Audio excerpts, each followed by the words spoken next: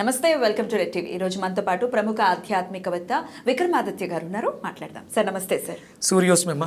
So మనం చేసిన ఎపిసోడ్స్లోనే కొంతమంది కమెంట్స్ రూపంలో వాళ్ళ ఇబ్బందుల్ని మనకి చెప్పడం జరుగుతుంది. అందులో ఒకటి బ్యాక్ పెయిన్. ఈ బ్యాక్ పెయిన్ చాలా మందిని వేధిస్తూ ఉంటుందండి. అంటే కరెక్ట్ పొజిషన్లో కూర్చోకపోవడం వల్ల, మంచి పోస్టర్ సరిగ్గా లేకపోవడం వల్ల మేజర్గా బ్యాక్ పెయిన్ వస్తుంది. కొంతమందికి ప్రెగ్నెంట్ లేడీస్కి కూడా బ్యాక్ పెయిన్ వస్తుంది. అలాగే సిజేరియన్ అయిన వాళ్ళకు కూడా బ్యాక్ పెయిన్ వస్తుంది అనే అపోహ ఉంది. అది కూడా ఏంటంటే సరిగ్గా కూర్చోకపోవడమే. సరే, ఇక ప్రాణిక్ హీలింగ్లో ఏమైనా ఈ బ్యాక్ పెయిన్కి రెమెడీ ఉందా, మీరు చెప్తారా? తప్పకుండానమ్మా. అంటే ఇక్కడ ముఖ్యంగా డెఫిషియన్సీ స్పైన్ వెన్నెముక మీద ప్రభావం చూపిస్తుంది. బ్యాక్ పెయిన్ అనగానే అది lower back pain, upper back pain, మనకి సర్వైకల్ స్పాండిలైటిస్, ఇవన్నీ కూడా బ్యాక్ స్పైన్కి సంబంధించిన ప్రాబ్లమ్స్. ఇది మన వే ఆఫ్ లైఫ్ స్టైల్. మనం ఫస్ట్ కూర్చునే పోస్చర్, అలాగే పడుకునే పోస్చర్, వీటి మీద ఆధారపడే ఇప్పుడు ఈ బ్యాక్ పెయిన్ గురించి మనం అంటే ఎక్కడైతే పెయిన్ ఉందో అక్కడ నెగిటివ్ ఎనర్జీ ఎక్కువ స్టాగ్నెట్ అయి ఉంది. నెగిటివ్ ఎనర్జీ అది మందంగా ఉంటుంది, నల్లగా ఉంటుంది. మనకి ప్రాణిక్ హీలింగ్ ప్రాక్టీస్లో మోకాలు పెయిన్ దగ్గర చూపిస్తారు విజువలైజ్. అంటే ఇప్పుడు ఇది మోకాలు అనుకుందామమ్మా, ఇక్కడ పెయిన్ వస్తుంది. ఇక్కడ పెయిన్ వస్తుందంటే ఆరా మీద బ్లాక్గా పట్టేసి ఉంటుంది. ఓకే, మేము ప్రాణిక్ హీలింగ్లో మేము ఏం చేస్తామంటే దీన్ని స్వీప్ చేస్తాం. ఇక్కడ ఒక సాల్ట్ బాల్ పెట్టుకుని, బకెట్ గిన్నె పెట్టుకుని దీంట్లోకి దీన్ని ఇలాగా త్రో చేస్తాం. ఇలా చేయడం ద్వారా ఏమవుతుందంటే ఇక్కడ ఏదైతే ఆరా మీద బ్లాక్గా పట్టేస్తుందో, పెయిన్ కారణమైనటువంటి నెగిటివ్ ఎనర్జీ ఉందో దాన్ని ఇలా చేతితో తీసి డస్ట్బిన్లో వేసేస్తాం, సాల్ట్ దాంట్లో. ఇది ఒక రెమెడీ. అంటే ఇప్పుడు మీకు ఇదంతా ఎలా చెప్తున్నాను అంటే, మీ దగ్గర మీరు ప్రాణిక్ హీలర్ కాదు, మీకు పెయిన్ ఉంది, ఎక్కడో పెయిన్ ఉంది. దీనికి చిన్న రెమెడీ ఇంట్లోనే అమ్మమ్మలు తాతయ్యలో చెప్పింది ఏంటంటే, వేడి నీళ్ళలో ఉప్పు వేసి ఒక క్లాత్ పెట్టి అక్కడ వేయండి, తగ్గుతుంది. ఎందుకు తగ్గుతుంది? అక్కడ జనరల్గా వేడి నీళ్ళు ఏం చేస్తాయంటే అక్కడికి రక్తాన్ని సరఫరా చేస్తాయి. మీరు వేడి నీళ్ళు పెట్టిన వెంటనే రక్తం అక్కడికి వస్తుంది. అక్కడ ఏదైతే స్టాగ్నేటెడ్ బ్లడ్ అక్యూములేట్ అయినటువంటి బ్లడ్ ఉందో దానికి ఇంకొంచెం ఇది తోడవుతుంది. దానివల్ల నొప్పి తగ్గదు. మీరు ఇలాంటివి చేయాలన్నప్పుడు ఇక్కడ ఐస్ వాటర్ వేసారనుకోమ్మా, రక్తం అక్కడికి వచ్చేసింది, ఏమంటే బ్యాక్ వెళ్ళిపోద్ది. మీరు చల్లనీళ్ళు వేసిన వెంటనే బ్యాక్ వెళ్తుంది. ఇక్కడ పెయిన్ ఎందుకు తగ్గింది అంటే వేడి నీళ్ళకి, అంటే నేను ఈ రీజన్ ఎందుకు చెప్తున్నాను అంటే, వేడి నీళ్ళు వేసినప్పుడు వల్ల కాదు, అందులో ఉప్పు వేయటం వల్ల. అంటే మీరు దిష్టి తగిలింది, తలనొప్పి వస్తుంది, ఉప్పుతో దిష్టి తీస్తే నొప్పిపోయింది. అంటే ఇక్కడ ఉప్పు పనిచేస్తుంది నెగిటివ్ని తగ్గించడానికి. మీకు ఏదైతే పెయిన్ ఉందో ప్రాణిక్ హీలింగ్లో మనకు ముఖ్యంగా చెప్పేది, మేము ఏం చేసినా ఉప్పు నీళ్ళతోటే చేయాలి. ఒక వేస్ట్ బౌల్లో ఉప్పు వేసుకుని దాన్నే ఈ స్వీప్ చేసిన నెగిటివ్ ఎనర్జీని అందులో డిప్ చేస్తాం. అంటే నెగిటివ్ ఉప్పులో డిసెంటిగ్రేట్ అవుతుంది, ఇవి చిన్నం అయిపోద్ది. మీకు బ్యాక్ పెయిన్ ఉంది, మీరు శుభ్రంగా ఎవరైనా చేసేవాళ్ళు ఉంటే వేడి నీళ్ళలో ఉప్పు వేసుకుని ఆ క్లాత్తో ఆ వెన్నెముక మంచి పైనుంచి కిందకి తోడవటం, కొంత రిలీఫ్ వస్తుంది. రెగ్యులర్గా అదే పని రెగ్యులర్గా చేయాలి. ఒక రోజులో పోదు, 2-3 రోజులు చేయాలి. ఇక్కడ ఏదైతే నొప్పి తగ్గిందో మీరు దానికి ప్రాపర్ ఎక్సర్సైజ్ ఇవ్వాలి, సర్క్యులేషన్ పెంచాలి. అంటే బ్రీతింగ్ చేయడం ద్వారా, ప్రాణాయామం చేయడం ద్వారా, అలాగే ప్రాపర్గా పడుకోవడం ద్వారా మనకి ఏదైతే బెడ్స్ ఉన్నాయో, ఇప్పుడు మనం డెవలప్ అయి డన్లప్ పరుపులకు వచ్చాం. ఆ పరుపులు ఒక్కొక్కసారి అప్ అండ్ డౌన్స్ ఉండడం, ప్రాపర్గా లేకపోవడం, మీకు స్పైన్కి తగ్గట్టు కాదు. అంటే చాలా ఎక్కువ కుషన్ ఉన్నది, లేకపోతే బాగా దూదిలాగా ఇలాంటివి ఇలా ఉన్నాయి కదా. దానివల్ల అలాగే పిల్లో ఎత్తు ఉంటుంది, ఈ షేప్ అన్ఈవెన్గా ఉంటుంది, దానివల్ల బ్యాక్ పెయిన్ వస్తుంది. అంటే మరి ఇప్పుడు తప్పదు. ఇంకా ఇంకొకటి ఏంటంటే మేజర్ తప్పు ఏంటి అంటే, మంచాలు హైట్ ఉండాలమ్మా. ఇక్కడ మనకి ఏం చేస్తున్నారంటే ప్లాట్ఫామ్లా కట్టేసి దాని చుట్టూ చేసేస్తున్నారు. మీకు బ్యాక్కి, వెన్నెముకకి, వీపుకి గాలి తగలదు. నెగిటివ్ ఎనర్జీ అంతా అక్కడే స్టాగ్నేట్ అయి ఉండిపోవడం వల్ల మీకు మేజర్ కాంప్లికేషన్స్. ఇది ఒక్క బ్యాక్ పెయిన్కే కాదు, మీ మంచాలు హైట్ లేకపోవడం వల్ల చాలా అనారోగ్య సమస్యలు. చక్రాలన్నీ ఫ్లాట్గా ఉంటాయి, మీకు అక్కడ సోర్స్ వెళ్ళదు. ఎలా పడుకున్నప్పుడు బ్యాక్ వెన్నెముకకే ఉంటాయి, మొత్తం చక్రాలన్నీ కూడా వెన్నెముక కనెక్ట్ అయి ఉంటాయి. పైన ఎదరకు కొన్ని చక్రాలు ఉంటాయి, వెనకాల కొన్ని చక్రాలు ఉంటాయి.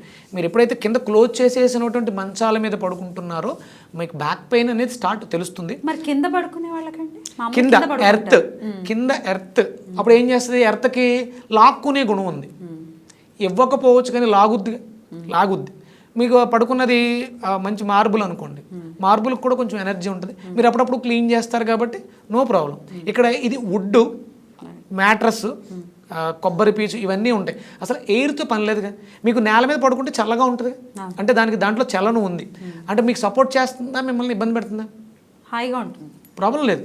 మీరు గడ్డిలో పడుకోవడం కానీ నేల మీద పడుకోవడం కానీ, అందుకని బ్యాక్ పెయిన్ ఉన్న వాళ్ళు అప్పుడప్పుడు చెక్క మీద పడుకోమంటారు. అవును. మీకు ఇప్పుడున్న లైఫ్ స్టైల్ వీలైతే మంచాలు మార్చుకోవడానికి ప్రయత్నం చేయండి. సిమెంట్ దిమ్మల్లా కట్టేసి దాని మీద మంచాలు వేసుకుని పెద్ద పెద్ద పరుపులు వేసుకుని మెత్తగా ఉన్నాం అనుకుంటున్నారు తప్ప చాలా ఇబ్బంది. అప్పుడప్పుడు నేచర్కి కనెక్ట్ అవ్వండి. గడ్డిలో పడుకోవడానికి, లాన్లో పడుకోవడానికి ప్రయత్నం చేయండి. అలాగే చెప్పులు లేకుండా లాన్లో నడవడానికి ప్రయత్నం చేయాలి. చక్రాలన్నీ యాక్టివ్ అవ్వాలి. అంటే ఒక్క బ్యాక్కే స్పైన్కే కాకుండా అవి చాలా ఇంటర్నల్ ఆర్గాన్స్కి ఆ 72 మెరిడియన్స్ ఏవైతే అవి కనెక్ట్ అయి ఉంటాయి. ఇప్పుడు చూపు తగ్గిందమ్మా, చూపు తగ్గిన వెంటనే మీరు ఇమీడియట్గా ఏం చేస్తారు? కళ్ళజోడు వేసేస్తారు, హాస్పిటల్కి వెళ్తారు, లేకపోతే లేజర్ ట్రీట్మెంట్ అంటారు. మీ చూపు తగ్గడానికి కారణం ఏంటి? ఐస్ స్టెయిన్ అయినాయి కాబట్టి మిమ్మల్ని నేను డైరెక్ట్గా చూడకుండా అద్దం మీద చూసేలా ఏర్పాటు చేసుకుని అద్దం పెట్టుకున్నాను.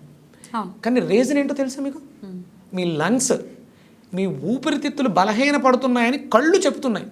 మీరు చూపు ఆపరేషను లేకపోతే కంటి మీద పెడుతున్నారు, మీ ఊపిరితిత్తులు బలహీనం అవుతున్నాయి, అందుకని చూపు తగ్గింది. అప్పటివరకు బాగున్న చూపు ఎందుకు తగ్గింది? మీరు తీసుకునే ఉచ్ఛ్వాస నిశ్వాసాలు శ్వాసలు లోపలికి వెళ్ళిన తర్వాత 49 రకాలుగా డివైడ్ అయ్యి ఒక శ్వాస చెవికి వెళితే వినపడద్ది, ఈ శ్వాస తగ్గితే వినికిడి తగ్గుద్ది, ఒక శ్వాస తగ్గితే చూపు తగ్గుద్ది, ఒక శ్వాస తగ్గితే బ్రెయిన్ ముద్దుబారడం. అంటే కార్బన్ డైఆక్సైడ్ ఉంటే కోమాలో ఉంటారు, ఆక్సిజనే కదా, ఆ గాలే కదా, కార్బన్ డైఆక్సైడ్ వాయువే కదా, అది కూడా. కార్బన్ డైఆక్సైడ్ ఎక్కువ వెళితే అంటే ఆక్సిజన్ సప్లై లేకపోతే కార్బన్ డైఆక్సైడ్ మొద్దుగా ఉంటుంది, మైండ్గా ఉంటుంది, డిమ్ముగా ఉంటుంది. ఒకే శ్వాస మీరు పీల్చుకునే ఎడాపింగళ నాడీల ద్వారా పీల్చుకునే శ్వాస లోపలికి వెళ్ళి 49 రకాలుగా విడివడి 49 రకాల ఆర్గాన్స్ని యాక్టివ్ చేస్తుంది. అది బ్రెయిన్కి వెళ్ళి బ్రెయిన్లో తీసుకునే అక్కడ మీకు చూపు తగ్గుతుంది అంటే కారణం మీ ఊపిరితిత్తులు బలహీనం అవుతున్నాయి. మీరు ఊపిరితిత్తుల్ని బలవంతం చేసుకోండి, శక్తివంతం చేయండి. కళ్ళు పోయిన వెంటనే ఆపరేషన్లో అద్దాలు వేయించుకుంటే కాదు, మీకు ఇంకా డ్యామేజ్ అయ్యి ఊపిరితిత్తుల మీద ప్రభావం పడుతుంది. ఇక్కడ ప్రతిదీ కూడా మనం నేచర్కి దూరం అవటం వల్ల, మనం ప్రకృతి విరుద్ధంగా, అంటే ప్రకృతి అంటే బయట ఉండే ప్రకృతి కాదు, లోపల ప్రకృతికి విరుద్ధంగా చేస్తున్నాం. సుఖాలు, ఏసీ రూమ్స్, కార్బన్ డైఆక్సైడ్. మీరు ఏసీ రూమ్లో ఏసీ తప్పేం కాదు, ఏసీ మంచిదే, అది ఎయిర్ని ప్యూరిఫై చేస్తుంది. దాంతోపాటు మీరు ఏం చేస్తారంటే సీలింగ్ ఫ్యాన్ వేస్తారు. ప్యూరిఫై అయినటువంటి ఎయిర్ మళ్ళీ కార్బన్ డైఆక్సైడ్ పైకి వెళ్తుంది, అది వేడిగా ఉంటుంది, పైన ఉంటుంది, కింద చల్లగా ఉంటుంది, ఇది ఆక్సిజన్. మీరు ఫ్యాన్ వేసిన పైన ఉన్న కార్బన్ డైఆక్సైడ్ మళ్ళీ కిందకు వస్తుంది, మళ్ళీ ఏసీ లోడ్ పీల్చుకుని దీన్ని మళ్ళీ ప్యూరిఫై చేసి మళ్ళీ పంపిస్తుంది. ఇదే రిపీట్ అవుతూ ఉంటుంది. అంటే సీలింగ్ ఫ్యాన్ ఏసీ వేయడం వల్ల తప్పు వస్తుంది. మీరు 24 ఏసీ వేసుకోండి, నో ప్రాబ్లం, కానీ ఫ్యాన్ వాడొద్దు, పైగాలి కిందకి పంపించద్దు కార్బన్ డైఆక్సైడ్. దానివల్ల కూడా ఈ బ్యాక్ పెయిన్, అంటే ఆక్సిజన్ సఫిషియెంట్గా లేకపోవడం వల్ల వెన్నెముకలో ఆ ట్రావెల్ సరిగ్గా జరగకపోవడం వల్ల ఎక్కడైతే బ్లాక్ ఉంటుందో అక్కడ పెయిన్ వస్తుంది. అది ప్రాబ్లం కాదు, ఇండికేషన్. మీరు మీ లైఫ్ స్టైల్ మార్చుకోండి అని చెప్తుంది. తర్వాత అది డ్యామేజ్ అవ్వటం, సర్జరీకి వెళ్ళటం, ఇవన్నీ నెక్స్ట్ లెవెల్. అందుకని మీకు ముఖ్యంగా చేయాల్సింది ఏంటంటే ప్రాపర్ ఎక్సర్సైజ్. మీకు ఎక్కడైతే పెయిన్ ఉందో దాని మీద ఎక్కువ దృష్టి పెట్టి ప్రాణాయామం చేస్తూ ఎక్సర్సైజ్ చేయడం ద్వారా అక్కడికి ఆక్సిజన్ సఫిషియెంట్గా వెళ్ళి దీన్ని క్లియర్ చేస్తారు. సరే, ఇప్పుడు పెద్దవాళ్ళు ఉన్నారు, ఇవన్నీ చేయలేరు, వాళ్ళకి ఏం చేయాలంటే రెగ్యులర్గా ఆముదం తీసుకుంటే ఊపిరితిత్తులు పనిచేస్తాయి. ఆముదానికి ఊపిరితిత్తులకి ఏంటి సంబంధం? ఊపిరితిత్తులు సరిగ్గా పనిచేయని వాళ్ళకి మలబద్ధకం ఉంటుంది. మలబద్ధకం ద్వారా 108 రకాల రోగాలు వస్తాయి. మీరు ఎప్పుడైతే మలాన్ని, అంటే నాకు డైలీ మోషన్ ఫ్రీగా అవుతుందని అనుకుంటారు, కానీ మనకు తెలియకుండానే పొరలు కట్టి లోపల చాలా చోట్ల స్టోర్ అయిపోయి ఉంటుంది. మీరు ఆముదం తీసుకున్నప్పుడు మోషన్స్ ఎక్కువ అవుతాయి, 10-11 అవుతాయి. రోజుకు ఒక్కటయ్యేది, ఆ రోజు 10-11 ఎలా అయినాయి? ఎక్కడి నుంచి వచ్చింది అదంతా? మలం ఎక్కడెక్కడో బాడీ పంపించడానికి వీలు లేక దాచేస్తుంది. అంటే సరైన వ్యాక్యూమ్ ఎయిర్ లేకపోవడం వల్ల ఇవన్నీ జరుగుతున్నాయి.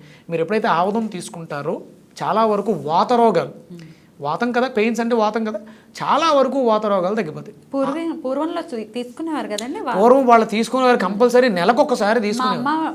మా అమ్మగారు చెప్తూ ఉండేవాళ్ళు, మా అమ్మమ్మ వాళ్ళు నెలకొకసారి కాదు కానీ 6 నెలలకు ఒకసారి ఇచ్చేవారట. ఒక ఆకు మీద వేసేసి వాళ్ళు పరుగులెట్టేసేవారట, పొద్దున్నే ఇచ్చేవారు. అప్పుడు ఆముదాలు కొంచెం గట్టిగా స్ట్రాంగ్గా ఉండేవి. డెఫినెట్గా అమ్మా, ఇప్పుడు కూడా అంటే పూర్వం కాదు, ఇప్పుడు కూడా పని చేయండి. సాధారణ అంటే కల్తీ ఏది రాదు. ఆముదాన్ని కల్తీ చేసేవాడు అంటే ఇంకా ఆడకన్నా జిడ్డోడు ఉండడు. ఆముదం కల్తీ జరగదు. మనకి డాబర్ వాళ్ళది ఎరండి తైలం అని మెడికల్ షాప్లో దొరుకుద్ది. ఎక్కడికక్కడ ఏ ఊరికి ఆ ఊరికి సొంతంగా ఆముదం గింజలు చేసి పట్టే ఉన్నాయి, చాలా ఉన్నాయి. ఎలా తీసుకోవాలండి దాన్ని? అదే అమ్మా, వీలైతే ఎర్లీ మార్నింగ్ పొద్దుటే ఒక 2 స్పూన్లో ఒక 25 ml 50 ml ఎవరి కెపాసిటీని బట్టి వాళ్ళు కొంచెం వేడి చేసుకుని చిన్న అల్లం ముక్క దంచి వేసి తీసుకుని అలా గడిపేయచ్చు. లేదు అలా తీసుకోలేము మా వల్ల కాదు అనుకుంటే నైట్ పడుకునేటప్పుడు అన్నీ ఫినిష్ చేసుకుని, అంటే త్వరగా తినాలి. అక్కడ సూర్యాస్తమయాన్ని తర్వాత తినకూడదని మనం చెప్తున్నాం. సూర్యాస్తమయం తర్వాత పడుకునే ముందు ఒక 2 స్పూన్లు కొంచెం వేడి చేసి పాలల్లోనూ లేకపోతే వేడి నీళ్ళల్లోనూ కలుపుకొని తీసేసుకోవచ్చు. ఏమీ కాదు, ఇంకా రాత్రంతా ఏమవుదు. ఎర్లీ మార్నింగ్ ఏదైతే మీకు సింగల్ ఉందో అది కొంచెం పెద్దగా ఉంటుంది, అంతే. ఒక్కటే ఉంటుంది, కొంచెం పెద్దగా ఉంటుంది. లేకపోతే ఇంకొకసారి ఎక్కువ ఉంటుంది. మీకు వేడి నీళ్ళు తాగితే 1-2 ఎక్స్ట్రా అవుతాయి. రెగ్యులర్గా అయ్యే మోషన్ కన్నా ఇంకొకటి ఫ్రీగా ఉంటుంది అంతే. ఎప్పుడైతే మలం క్లియర్ అయిందో ఊపిరితిత్తులు క్లియర్ అయినాయో మీకు టోటల్ బాడీ సైకిల్ అంతా హ్యాపీగా ఉంటుంది. విజన్ బ్రైట్నెస్ పెరుగుద్ది. కళ్ళు బాగాలేదని హాస్పిటల్కి వెళ్ళి కళ్ళజోళ్ళు వేసుకోవడము, లెన్స్ వేయించుకోవడము కాదు, ఊపిరితిత్తులను బాగు చేసుకోండి. ప్రాణాయామం చాలా ఇంపార్టెంట్. అంటే మనకి శ్వాస మీద ధ్యాస అంటే మెడిటేషన్ చేసేవాళ్ళు మాత్రమే అనుకుంటారు. 24 గంటలు మనం శ్వాస మీద ధ్యాస పెట్టాలి. మీరు చాలా స్వచ్ఛమైనటువంటి గాలిని ఎంత లోపలికి పంపిస్తే మీ అవయవాలు, ఇంటర్నల్ ఆర్గాన్స్, ఐస్, ఇవి సెన్సారీ ఆర్గాన్స్, ముక్కు, కన్ను, చెవులు, నాలుక, ఇవన్నీ కూడా చాలా సెన్సిటివ్గా ఉంటాయి అవి. అలాగే లోపల ఇంటర్నల్ ఆర్గాన్స్ మనకి లివరు, ప్యాంక్రియాస్, కిడ్నీస్, ఇవన్నీ కూడా ఆర్గాన్స్ అన్నీ బాగుంటాయి బ్యాక్ పెయిన్కి. అలాగే మనకి పైపోతలుగా చూసుకుంటే మహానారాయణ తైలం, చాలా తైలాలు ఉన్నాయి. నారాయణ తైలం పైన అప్లై చేసి వేడి నీటితో కాపడం పెట్టడం, ఇలాంటివి చేయడం ద్వారా కూడా మీకు బ్యాక్ పెయిన్స్. అలాగే పెయిన్ కిల్లర్ మహాయోగరాజు గుగ్గులు అని ట్యాబ్లెట్లు ఉంటాయి. యోగరాజు గుగ్గులు ట్యాబ్లెట్లు ఉంటాయి. అవి అంటే డాక్టర్ ప్రిస్క్రిప్షన్ అవసరం లేదు. మామూలుగా మీరు ఆయుర్వేదిక్ షాపుల్లో మీకు పెయిన్ కిల్లర్ కాదు, ఇది పరిష్కారం చేస్తుంది. మీ బాడీలో ఏదైతే అవసరమో అది చేస్తుంది. అలా యోగరాజ్ గుగ్గులు వాడుకోవచ్చు. మహానారాయణ తైలం అప్లై చేసి పైన పూతలా పూసుకుని వాడవచ్చు. అలాగే మీకు వావిలాక్ అని ఉంటుంది. అది నీళ్ళలో మరగబెట్టి మనం స్నానం చేసే నీళ్ళలో ఉప్పు, ఈ వావిలాకు కలుపుకుని ఒళ్ళంతా బాగా రుద్దుకుని, ఆయుర్వేదిక్ స్టోర్స్లో దొరుకుతుంది. లేదమ్మా ఈ మొక్కల్లో దొరుకుతుంది వావిలాకు దాని పేరు. మీరు నెట్లో కొడితే గూగుల్లో వచ్చేస్తుంది. ఆ ఆకులను కొంచెం కచ్చాపచ్చా దంచి నీళ్ళలో వేసి మరగబెట్టి ఆ నీళ్లు స్నానానికి వాడడం ద్వారా, లేదా బాగా ఎక్కువ నొప్పి ఉంటే దాన్ని కొంచెం దంచి కొంచెం వేడి చేసి ఎక్కడైతే పార్ట్ నొప్పి ఉందో దాని మీద వేయడం ద్వారా కూడా మీకు రిలీఫ్ వస్తుంది, పరిష్కారం దొరుకుతుంది. Right sir. సో బ్యాక్ పెయిన్కి సంబంధించి ఎలాంటి రెమెడీస్ని ఫాలో అవ్వాలని చాలా క్లియర్గా వివరించారు sir. Thank you. Thank you.